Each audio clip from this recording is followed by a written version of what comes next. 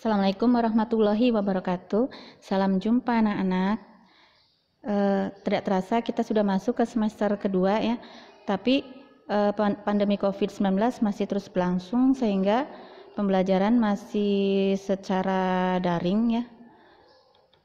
Nah, kita coba membuat video pembelajaran anak-anak. Nah, untuk materi yang pertama pada semester kedua itu tentang kemagnetan dan pemanfaatannya. Pada materi ini kalian akan belajar mengenai apa itu magnet, bagaimana sifatnya, bagaimana cara membuatnya, dan apa manfaat dari magnet. Tentu kalian sering bahkan waktu kecil ya bermain-main dengan magnet karena kalian bisa bermain dengan menarik-narik benda-benda yang ada di sekitar kamu dengan magnet kan. Nah, magnet itu berasal dari bahasa Yunani magnetis litos yang berarti batu magnesian. Magnesian itu nama kota tempat ditemukannya batuan yang bisa menarik benda-benda seperti besi. Magnet adalah batuan atau logam yang menarik benda-benda yang mengandung besi, baja, kobalt, nikel atau campuran logam-logam tersebut. Kemagnetan adalah suatu sifat zat yang teramati sebagai gaya tarik atau gaya tolak antara kutub-kutub yang tidak senama atau kutub-kutub yang senama ya. Magnet itu seperti kalian tahu memiliki dua kutub yaitu utara dan selatan ya. Nah, ini bentuk-bentuk magnet. Ada yang disebut magnet batang, magnet silinder, magnet jarum, magnet ladam atau magnet U ya, dan magnet lingkaran. Seperti tadi Ibu sebutkan, magnet memiliki dua kutub utara dan selatan. Kutub utara ya itu menunjuk arah utara. Sebaliknya kutub selatan menunjuk arah selatan. Kalian bisa menentukannya dengan menggantung magnet ya dengan tali. Nanti yang menunjuk arah utara itu kutub utara, yang menunjuk arah selatan itu kutub selatan. Kutub-kutub yang tidak senama, ini selatan, ini utara, maka interaksinya tarik-menarik. Tapi kutub yang senama, ya selatan dengan selatan atau utara dengan utara, itu interaksinya tolak-menolak. Nah, sekarang bahan yang ada di sekitar kita, itu bisa kita kategorikan menjadi 3 jenis bahan ya, berdasarkan interaksinya dengan magnet, yaitu ada bahan ferromagnetik, paramagnetik, dan diamagnetik. Bahan ferro ini bahan yang ditarik dengan kuat oleh magnet. Ya, contohnya besi, baja, nikel, dan kobalt dan alkomak. Paramagnetik itu bahan-bahan yang ditarik dengan lemah oleh magnet. Ya, contohnya aluminium dan platina. Sementara diamagnetik adalah bahan-bahan yang ditolak dengan lemah atau sedikit ditolak oleh magnet.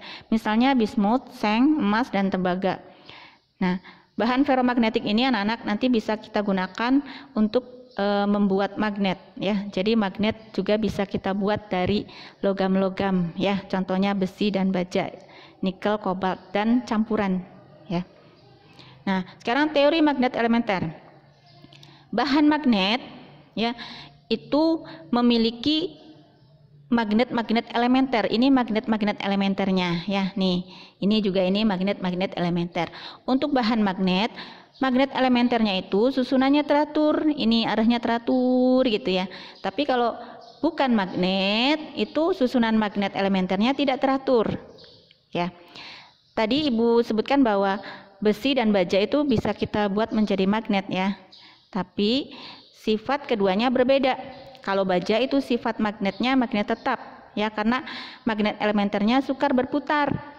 Ya. Sementara kalau besi sifat kemagnetannya bersifat sementara karena magnet elementernya mudah berputar.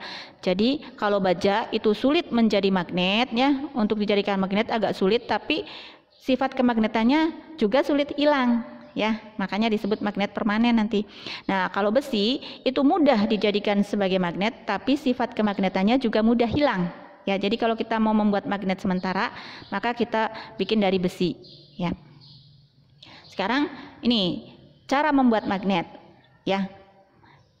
Membuat magnet itu bisa kita lakukan dengan 3 cara, yaitu dengan menggosok, dengan mengalirkan arus listrik DC atau direct current ya, arus searah, dan induksi atau mendekatkan magnet. Cara yang pertama tadi itu dengan cara menggosok. Kita gosok besi, misalnya ini besi ya, yang mau kita jadikan magnet. Ini magnet elementernya tidak teratur.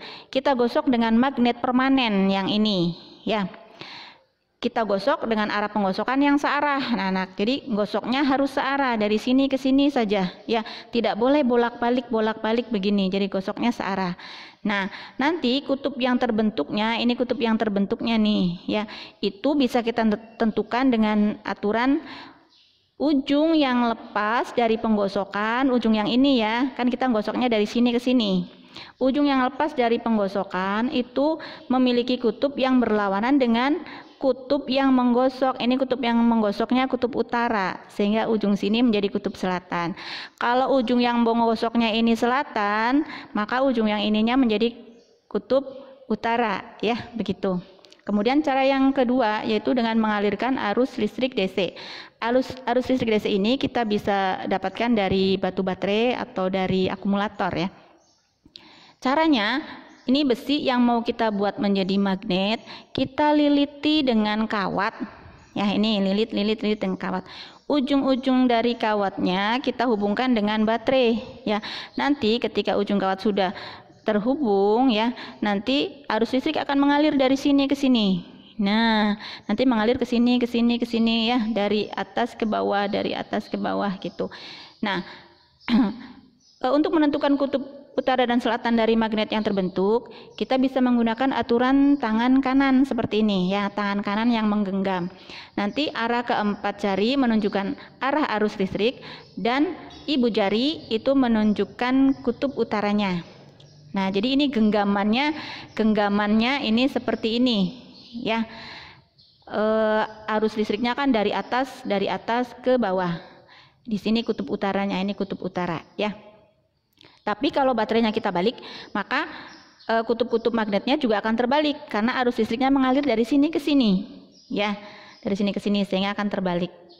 Kemudian cara ketiga yaitu dengan imbas atau induksi. Caranya itu besi yang mau kita bikin menjadi magnet kita dekatkan dengan magnet permanen, tidak usah menempel anak-anak, ya, cukup didekatkan. Nanti kutub yang terbentuk, ujung dari besi yang dekat dengan kutub magnet itu memiliki kutub yang berlawanan, ya. Jadi kalau di sini selatan, ini pasti utara. Kalau di sini utara, di sini selatan, ya.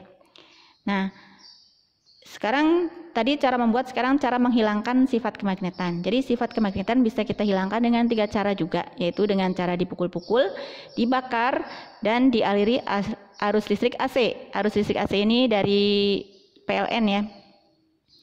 Nah, dengan ketiga cara ini, maka magnet-magnet elementer yang ada di bahan magnet ini yang tadinya teratur menjadi tidak teratur, acak-acakan, sehingga bahan ini menjadi sifat kemagnetannya menjadi hilang, ya. Mungkin itu saja anak-anak yang bisa kita sampaikan. Nanti kita lanjutkan dengan elektromagnet dan medan magnet pada sesi kedua, ya. Terima kasih. Assalamualaikum warahmatullahi wabarakatuh.